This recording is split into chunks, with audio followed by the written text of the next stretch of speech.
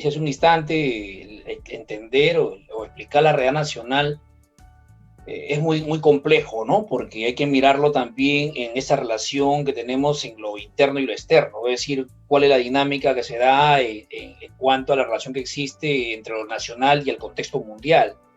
Sobre todo si estamos hablando de una realidad nacional post pandemia, ¿no? Porque que afectó básicamente a todo el planeta. Entonces, habría que analizar también brevemente qué estaba pasando en el contexto mundial para luego decir, bueno, ¿y qué ocurrió en el Perú, ¿no? Ir de la generalidad a la particularidad, toda vez que vivimos en un mundo globalizado, ¿no? Y esta pandemia justamente demostró ello, ¿no? De que el mundo globalizado es una realidad. Si ya anteriormente, a nivel económico, a nivel social, a nivel político, la globalización justamente demostraba esa interrelación que existe entre los países, esta pandemia en el campo de la salud primero y luego sus consecuencias en lo económico, en lo social, en lo político, fortaleció mucho más esa visión de que la globalización es una gran realidad, ¿no? Que afecta a toda la humanidad. Entonces, ¿qué pasó con los países en general? Porque a todos nos afectó. Creo que la pandemia trajo consigo la crisis de un modelo de desarrollo capitalista, ¿no?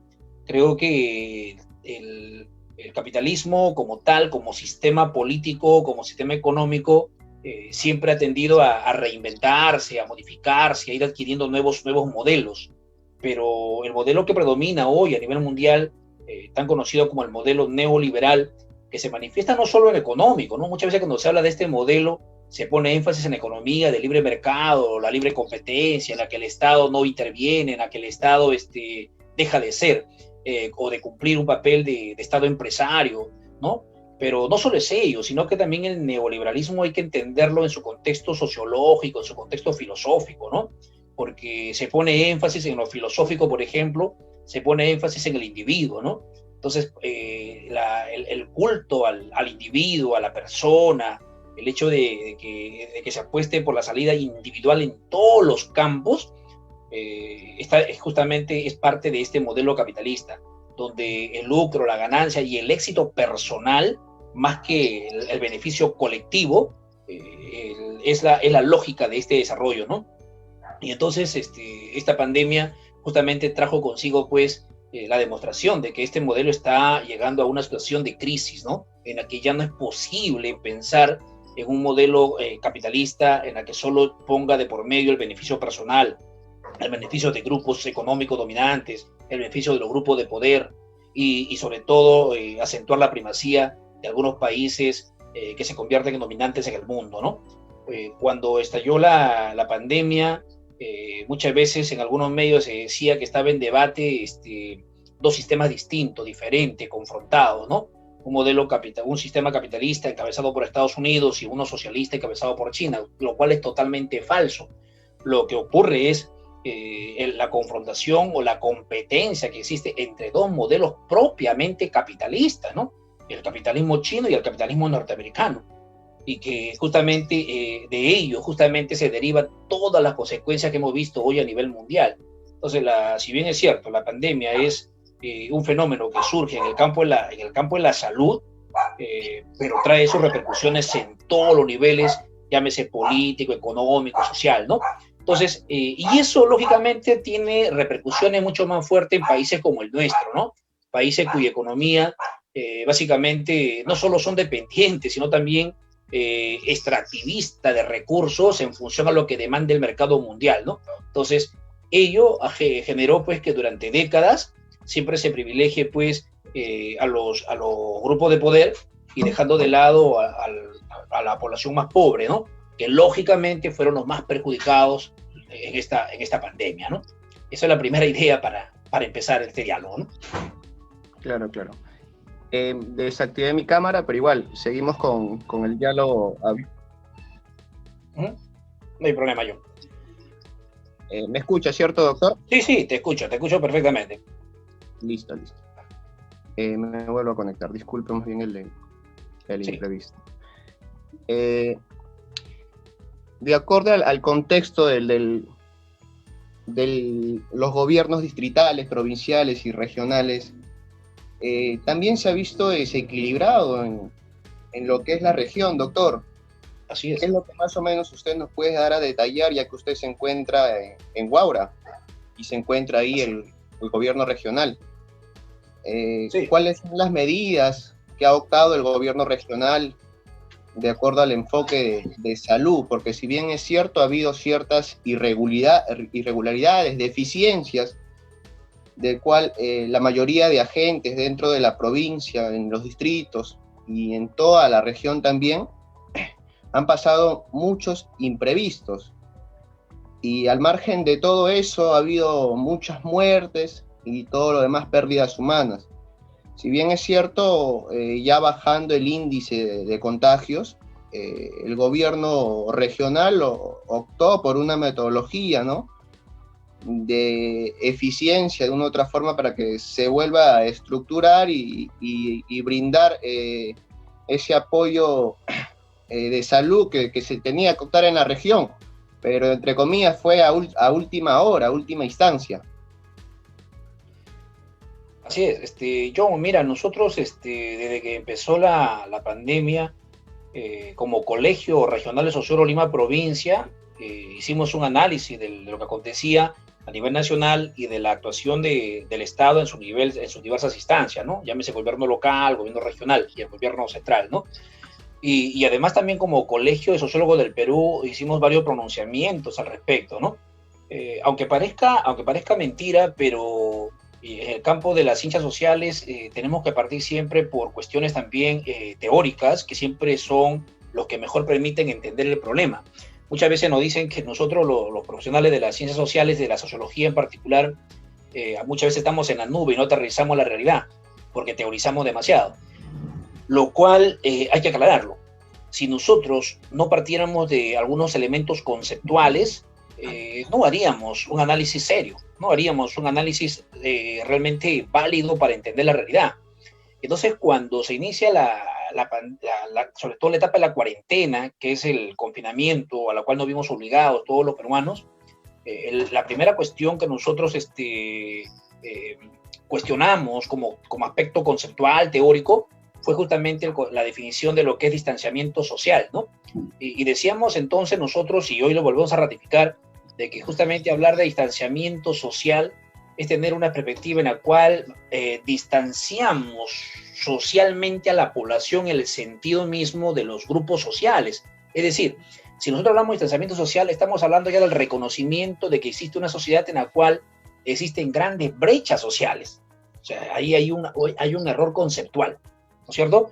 O también puede ser entendido desde el punto de vista de la socialización de los actores sociales como una suerte, digamos, en la cual los actores sociales, valga la redundancia, cortan todo tipo de diálogo, todo tipo de interactuar con los demás a través de todos los medios. Y eso no se da, o sea, porque, por ejemplo, este es un medio a través del cual estamos interactuando muchas personas. Y eso justamente constituye la sociedad. La sociedad no es el número de personas, como lo dice el diccionario, ¿no? El diccionario dice, se define la sociedad como el conjunto de individuos. Es que el conjunto de individuos por sí solo no hace una sociedad. La sociedad es el conjunto de individuos interactuando, y la interacción se realiza de muchísimas formas. Entonces, con cuarentena o sin cuarentena, los individuos hemos seguido interactuando por cuanto seguimos constituyendo lo que conocemos como sociedad. Entonces, el primer error conceptual justamente fue ello. O sea, habría que hablar entonces en una cuarentena y en una pandemia de un distanciamiento físico, en el que la persona tenemos que evitar justamente la cercanía de uno al otro, físicamente hablando, pero socialmente no, ¿de acuerdo? Entonces, ese es un primer aspecto eminentemente conceptual, ¿de acuerdo? Que nosotros desde el primer momento, como colegio profesional, planteamos nuestro punto de vista, el argumento de por qué habría que utilizar correctamente los términos conceptuales para poder enfrentar en mejores condiciones esta pandemia. Aunque parezca mentira, esto es importante. Segundo, a través de todo el proceso de la pandemia, se tomaron diversas medidas, lógicamente, del gobierno central, ¿no? Partiendo del gobierno ¿no? de la gestión del presidente Vizcarra, en fin, ¿no? Que justamente fue el presidente que llevó la mayor parte de esta etapa de la cuarentena, ¿no? Y entonces, desgraciadamente, todas estas medidas no favorecieron al pueblo, pues, ¿no? Y de los gobiernos regionales y locales, las canastas, los bonos del gobierno central, o sea, no tuvieron los mecanismos, ¿no? Para llegar justamente a los verdaderos beneficiarios, ¿no? Que es la población más necesitada. Cuando partimos de una realidad en la cual la data no es exacta, no es precisa, ¿no? Se parte de un censo tan cuestionado anteriormente, ¿no? Que no nos brindó la información exacta, precisa, una data que es muy cuestionable. Entonces, por ahí también vemos nosotros una enorme debilidad para que estos beneficios sociales puedan llegar a la población más necesitada, ¿no? Y por otro lado también vimos pues como muchos gobiernos locales no estuvieron lo suficientemente preparados para enfrentar este tipo de situaciones, ¿no? Es decir, con una gestión realmente improvisada, con canastas que no llegaron a esta población. Además también creo que si nosotros estamos partiendo de una situación en la cual la pandemia nos llevó a vivir en un confinamiento y por lo tanto mucha población que vive de la informalidad y de los ingresos diarios fueron perjudicados. El sector rural lo mismo, hay que hablar también de ese amplio sector de la población rural que también se convirtieron en los héroes anónimos de esta pandemia porque nunca dejaron de abastecer de alimento a la población y sin embargo hoy, ¿no? Que se ha dado también esta nueva ley agraria, no beneficia a toda esta población, ¿no? O sea, otro tema también importante de esta realidad nacional, ¿no? Y entonces ahí se notó las múltiples deficiencias a nivel de las gestiones de gobierno regional y local, pues, ¿no? Que no tuvieron los medios necesarios para poder llegar a estos amplios sectores. Lo que sí he podido constatar, por ejemplo, aquí en la región, que hoy se está tomando algunas iniciativas ya, ¿no? Por ejemplo, como tenemos colegas, algunos sociólogos que están dirigiendo algunas áreas de trabajo y están conformando los famosos comités anti-COVID, ¿no? Que si bien es cierto, todavía no dan los resultados que de repente se espera de ellos, pero me parece que es una iniciativa de alguna forma que habría que tomar en cuenta por cuanto consiste en acercarse de manera directa a los actores sociales, que es importante siempre tomar en cuenta, ¿no? Claro. Doctor, ¿usted cree que el gobierno central, en su totalidad, mediante los 3 bonos, cree usted que fue lo adecuado de una u otra forma para que la población sea beneficiaria y más no el Estado tal vez invertir o gestionar en lo que es salud? ¿Cree usted que fue lo idóneo en este caso? No, mira, lo que pasa es que si hablamos ya nosotros de una pandemia, la pandemia se convierte en un hecho social. Es decir, mirar la pandemia solo desde la mirada o de la perspectiva sanitaria es una debilidad. Y yo creo que eso fue el gran error del gobierno en la primera parte de la cuarentena, ¿no? O sea, ponerle un énfasis eminentemente sanitario a lo que es la pandemia. Entonces, ahí estuvo el error. O sea, la pandemia como hecho social exige múltiples miradas, ¿no? Por ejemplo, ¿no? Lo que te decía en un instante, hablar del distanciamiento social es mirar una mirada sociológica, ¿no? Hablar del comportamiento de la gente en esta cuarentena, incluso hoy, ¿no? ¿Cuál es el comportamiento de la población, el comportamiento de los actores sociales? Cuando se habla, por ejemplo, de las fiestas COVID y todo lo demás, habría que mirar también nosotros, desde el punto de vista de la antropología, por ejemplo, cuál es la idiosincrasia de la población peruana, ¿no? O sea, tenemos que mirar de múltiples perspectivas, no solamente el aspecto sanitario. Entonces, cuando hay la intención de paliar la situación, se pensó en los bonos. La iniciativa puede ser muy buena, como yo te decía hace un instante. Creo que la población lo necesitaba en ese instante, ¿no? Lo necesitaba en ese momento, dado el confinamiento en el cual estábamos todos nosotros.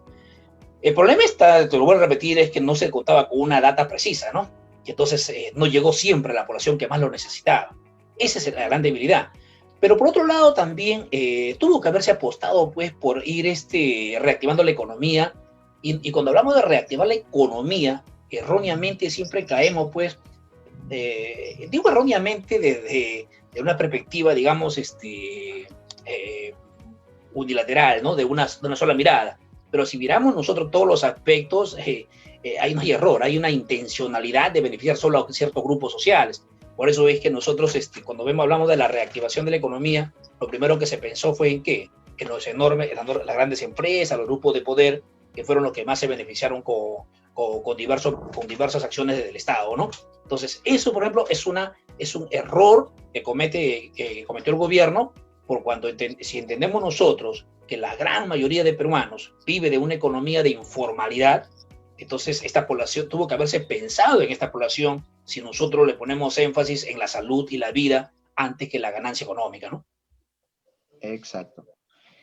En lo que es cultural, también, si bien es cierto, se ha mostrado en muchos ciudadanos y tanto a nivel nacional también, que ha habido actos incoherentes, pues, ¿no? Del cual, como son las fiestas COVID, personas incluso que no usaban las mascarillas correctamente, que no respetaba el distanciamiento social, incluso personas yendo a la playa ya iniciando este nuevo año. En lo cultural, ¿cuánto el Perú tiene que abarcar, tal vez ejerciendo tal vez algún plan estratégico? ¿Cuáles serían las opciones, tal vez, para que de una u otra forma la población tome conciencia y vea tal vez esta realidad muy distinta, pues, ¿no? Y no lo vea de una forma inconsciente? Claro, John, mira, cuando durante toda esta etapa, cuando me pedían hacer un análisis de la pandemia, yo siempre decía de que hay que mirar el aspecto macro, pero también el aspecto micro, ¿no? El aspecto de las acciones del Estado y por otro lado también el comportamiento de los actores sociales, ¿cierto? Y creo que en eso las ciencias sociales nos permiten muchísimo entender esa dinámica, ¿no? Tu pregunta va dirigida especialmente a lo que son los actores sociales, las personas. Y si nosotros hablamos del comportamiento, en este caso, de nuestros compatriotas, de los peruanos en esta pandemia, tenemos que entrar al análisis de la cultura, ¿no? De la idiosincrasia, el cómo somos los peruanos. Y ahí hay que entender diversos elementos, ¿no? Porque, primero, si nosotros vemos el por qué la población no aceptó el confinamiento desde un primer momento de inicio de la cuarentena, es porque también habría que entender que la gran mayoría de la población peruana vive de un ingreso diario, ¿no? Que es básicamente la economía de la informalidad. Y entonces, en esas condiciones de informalidad, ellos se veían obligados a salir a buscar el sustento en la familia de manera diaria, ¿no? Entonces, ese es un primer aspecto. Pero también hay el otro lado, el lado de lo que tú decías, ¿no? Las famosas fiestas COVID, la gente que no acepta las normas establecidas, dadas para poder pues, solucionar este problema, en fin, ¿no? Entonces, tiene que ver también con el comportamiento de la gente, de que muchas veces, pues nosotros, los peruanos, desgraciadamente, es parte de nuestra idiosincrasia, ¿no? Parte de nuestra cultura, en la cual muchas veces vamos contra la norma que se establece, ¿no? Es decir, nos gusta ir siempre contra algo, arriesgando incluso la vida, ¿no? Entonces creo que esto pasa también por un tema cultural, educativo, social, por lo mismo también que se hace complejo la solución a corto plazo. Cuando yo decía de que hay algunos gobiernos locales que están trabajando los comandos anti-COVID, es justamente ello, trabajar con los actores sociales, en la cual hay que crear un poco digamos, de conciencia y educar a la población sobre la importancia de mantener ciertos estilos de vida, porque el hablar nosotros de una normalidad social en este contexto ya es distinto a la etapa anterior, ¿no? O sea, y esto va a quedar por mucho tiempo. Es decir, hablar de una normalidad social en la etapa post-cuarentena no es volver ya a lo que existía antes de la cuarentena. Son nuevos elementos, nuevas características del comportamiento social. Y eso tiene que entender la población, ¿no? Entonces son dos elementos, ¿no? Por un lado, vuelvo a repetir, el tema de la informalidad en economía, que obliga a la gente a salir a las calles, a buscar el ingreso diario, y por otro lado también el tema de la idiosincrasia de la población, que desgraciadamente muchas veces lleva a ese tipo de comportamientos que van contra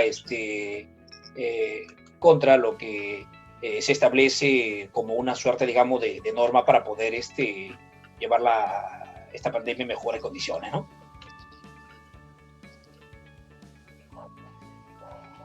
Doctor, si bien es cierto también, el único país ya en Sudamérica que ha optado ya por las vacunas es Argentina.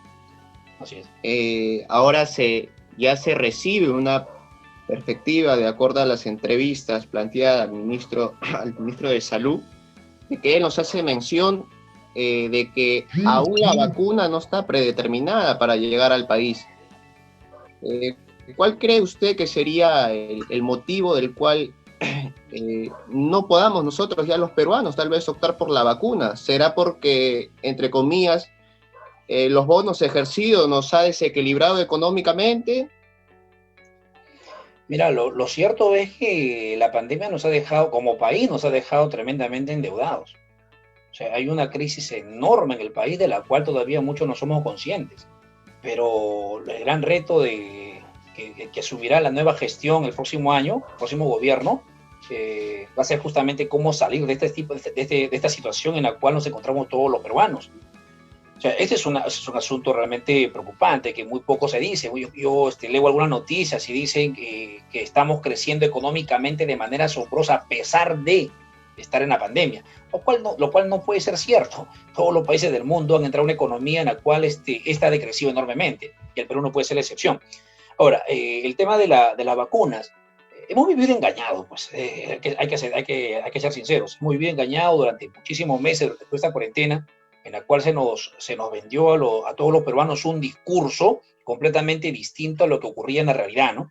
Se nos dijo que ya se habían firmado algunos acuerdos con algunas empresas farmacéuticas, que ya se estaban en conversaciones con otras, se dijo, el presidente Vizcarra dijo que incluso en 15 días ya llegaban, y en fin, ¿no? Todo un discurso, una demagogia que se vendió al pueblo día tras día, mientras estábamos encerrados, y sin embargo nada de ello ocurrió. Yo creo que desgraciadamente esta pandemia demostró una vez más que nuestra clase política no se la juega por el país, pues, ¿no? Apuesta siempre por sus intereses particulares y de grupo, pero nunca apuesta por los verdaderos intereses del pueblo, ¿no? Desgraciadamente, pero esta pandemia demostró ello, ¿no?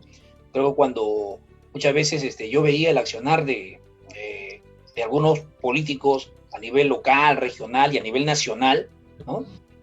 Y recordaba muchas veces los escritos de Manuel González Prada en su libro Horas de Lucha. Yo decía, pasó tanto tiempo y sin embargo lo que decía el gran maestro González Prada sigue siendo una gran verdad, ¿no? Es decir, vivimos siempre con una clase política de espaldas a la realidad, ¿no? Y desgraciadamente esta pandemia una vez más demostró ello, ¿no?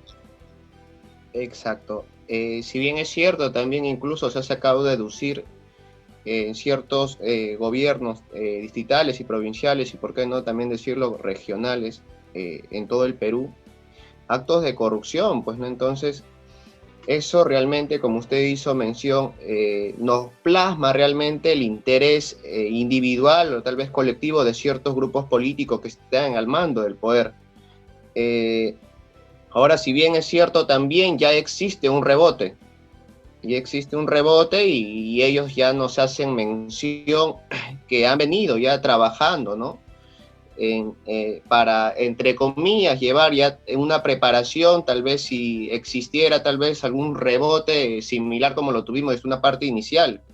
¿Usted cree que realmente para este segundo rebrote ya que está empezando a nivel nacional estamos preparados, doctor? No, bueno, pero has tocado allí también un punto que es importante dentro del tema del análisis de la realidad nacional, ¿no? El tema de la corrupción. Creo que esta pandemia lo que hizo fue, una vez más, demostrarnos de que existe una enorme práctica de corrupción en nuestra clase política, ¿no?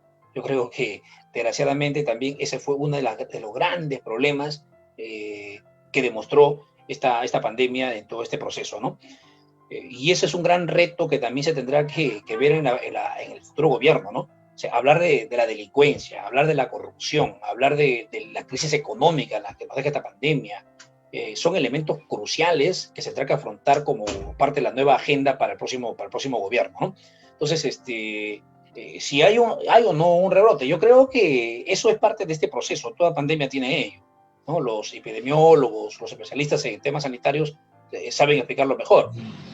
Toda pandemia tiene una suerte, digamos, de rebrote. Es más, el virus tiende incluso a adquirir nuevas formas, ¿no? Que incluso ya tienen algunas denominaciones. Eso es parte de ello. Pero lo que no deberíamos nosotros aceptar, y eso hay que ser claro, porque eso es muy importante, y el rol que cumplen los medios de comunicación es la suerte, digamos, de malinformación a la población, ¿no? Creo que hay que informar a las personas, a la población, los hechos reales, lo que está ocurriendo en el país. y no mal informarlo, porque eso tiende muchas veces a utilizarse como una suerte también de instrumento político, ¿no? Y eso hay que evitarlo, porque imagínense ustedes, estamos viviendo una coyuntura difícil en el tema del agro, por ejemplo, y se seguía poniendo énfasis en el tema del rebrote del virus, ¿no? De la pandemia, que si bien es cierto, es un tema real, vuelvo a decirlo, y hay que tener mucho cuidado con ello, y que gran parte de ello también tiene que asumir la población como su responsabilidad individual y como ciudadanos, pero también hay que entender de que el accionar de la clase política debe estar, pues, acorde con las necesidades del pueblo, ¿no? Exacto. Doctor, a ver, de acuerdo a toda esta coyuntura política, ¿no? Desde la etapa inicial del cual la pandemia nos afectó, ¿qué qué aportación o qué plan estratégico, qué trabajo colectivo ha venido realizando el Colegio de Sociólogos en la región? Sí, mira, tuvimos varias etapas, varias etapas. Mira, mi gestión termina en este año, en febrero de este año. ¿Ya? Ahí ya se está convocando a nuevas elecciones en el Colegio Regional de Sociólogos de Lima Provincia y a nivel nacional también, ¿no? Se vienen las elecciones para la Junta Directiva Nacional y para las Juntas Directivas Regionales. Y un año de mi gestión me tocó afrontarlo en plena pandemia. Así que la mirada estuvo dirigida a este problema de carácter nacional y mundial que nos afectó a todos nosotros, pero sin dejar de lado también el fortalecimiento de capacidades profesionales de nuestros colegas sociólogos, que es parte también del quehacer del colegio como ente profesional, ¿no? Entonces, se organizaron cursos de todo tipo para seguir fortaleciendo, repito, las capacidades profesionales de los colegas, pero a la vez estuvimos participando activamente en diversos eventos, charlas, conferencias, entrevistas, de todo tipo, haciendo el análisis de lo que ocurría en el país en todo este proceso de la pandemia, ¿no? Hicimos varios foros, conversatorios con colegas a nivel nacional, incluso con colegas de otros países para que también nos cuenten qué estaba ocurriendo en sus respectivas realidades y cómo estaban afrontando de sus países, desde el Estado, cómo afrontaban el problema de la pandemia, en fin. Todo ese tipo de trabajos hemos realizado durante toda esta pandemia. Y en la última parte del año anterior, 2020, pusimos énfasis también en el trabajo ya de acercamiento a las autoridades. A nivel nacional se hizo un pronunciamiento y la entrega incluso de un documento al gobierno en la cual los sociólogos poníamos nuestro aporte a disposición del Estado para poder entender mejor la situación social de la pandemia, ¿no? Y a nivel local, algunos colegas integrantes del Colegio de Sociólogos se pusieron a disposición de los comandos COVID para participar activamente de ello, ¿no? Cosa que hasta hoy continúa. Desgraciadamente, cuando los profesionales de las ciencias sociales damos nuestros aportes, desgraciadamente las autoridades le dan mayor énfasis a los temas sanitarios, ¿no? Y ese es el gran problema que se tiene. Es decir, si bien es cierto, se puede aportar, se puede sugerir acciones concretas del Colegio de Sociólogos para poder, de alguna forma, paliar esta situación y salir adelante como país, como localidad, como comunidad, pero muchas veces las autoridades ponen énfasis en lo sanitario y ese es un gran límite que se tiene, ¿no?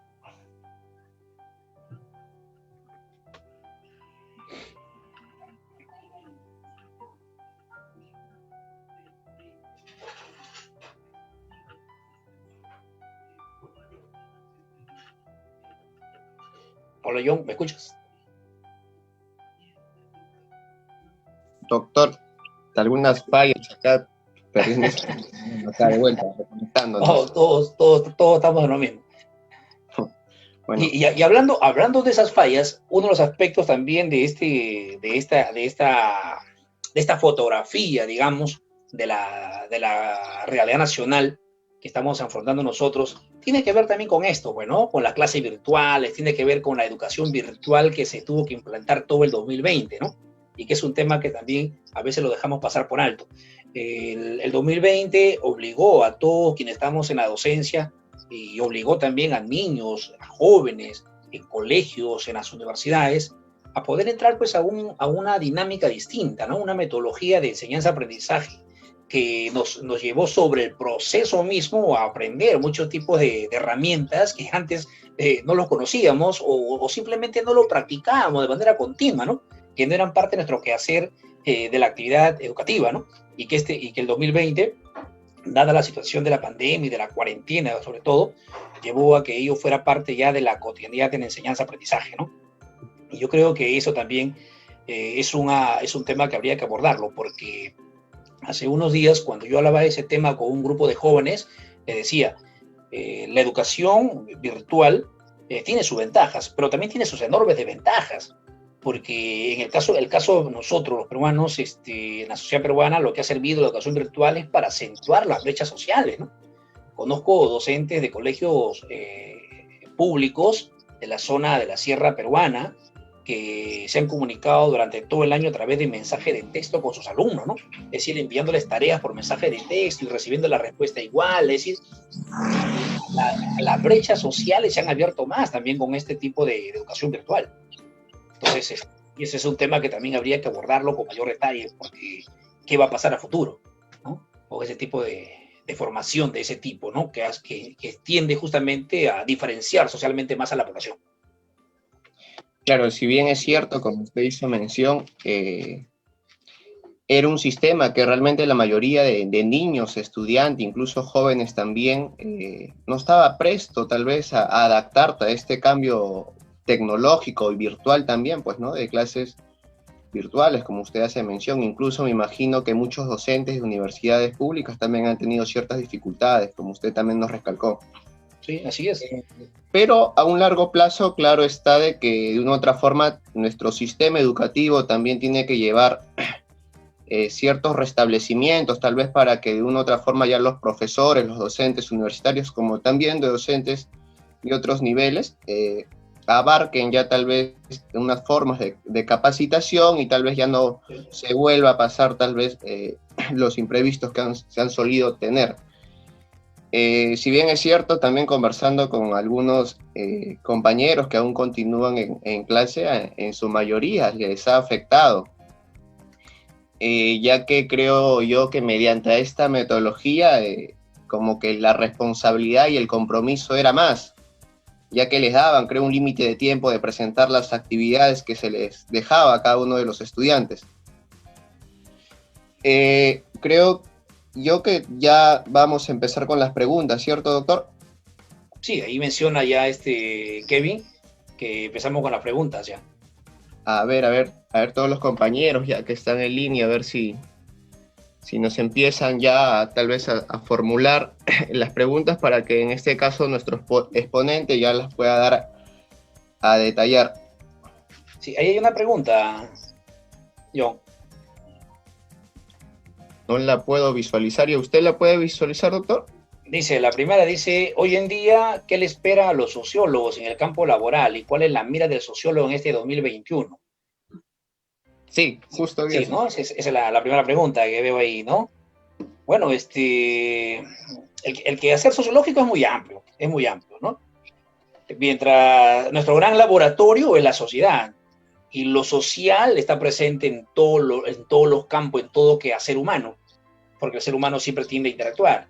Entonces, cuando se habla, por ejemplo, y creo que va la pregunta por ahí, ¿no? En este 2021, si continuamos nosotros, por ejemplo, con este tema del distanciamiento social mal utilizado como concepto, el quehacer del sociólogo, ¿en qué se va a modificar o cambiar? Creo que nosotros, como profesionales de la sociología, nos espera un enorme reto, y creo que en eso tenemos que contribuir a la sociedad peruana.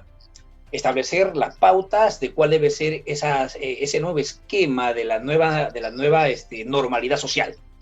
Creo que por ahí podría ir para el 2021 un gran reto para nosotros los sociólogos. Repito, cómo articular el comportamiento, las actitudes, cómo articular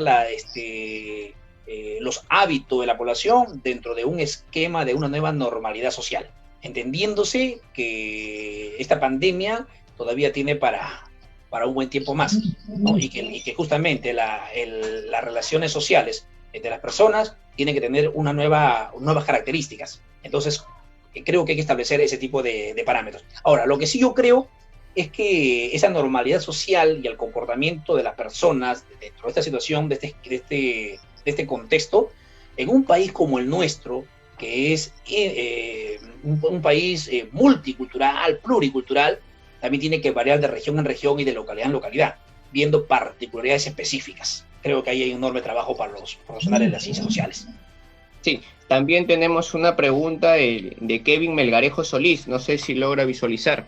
Sí, Justo de las vacunas, sí, sobre las vacunas. Sí, las vacunas se han tornado un tema político, dice, ¿no? Hay países que están comprando a USA, Londres, etcétera, y otros que están comprando a Rusia. ¿Cómo manejar esta situación? Eso es cierto, eso es cierto. Como yo decía un instante, el contexto mundial está dado por justamente el nuevo reacomodo, ¿no? O sea, por donde nosotros nos alineamos.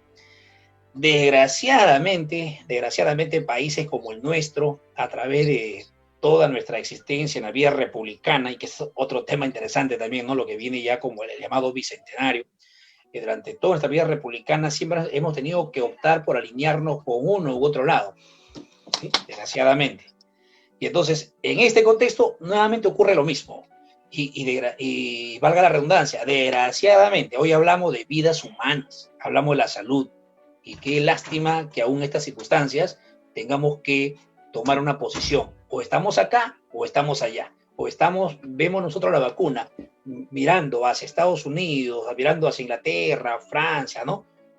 Todo ese bloque de países, o miramos hacia el otro lado, ¿no? China, Rusia, en fin.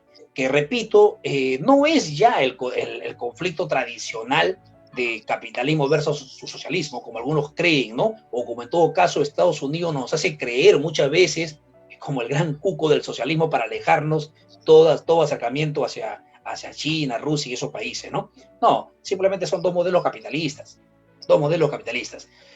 Algunos dicen que uno es un capitalismo democrático, otro es un capitalismo duro. Son cuestiones, son perspectivas. Lo cierto es que ambos son capitalismo. Y ese es el camino que en el contexto mundial que nos espera.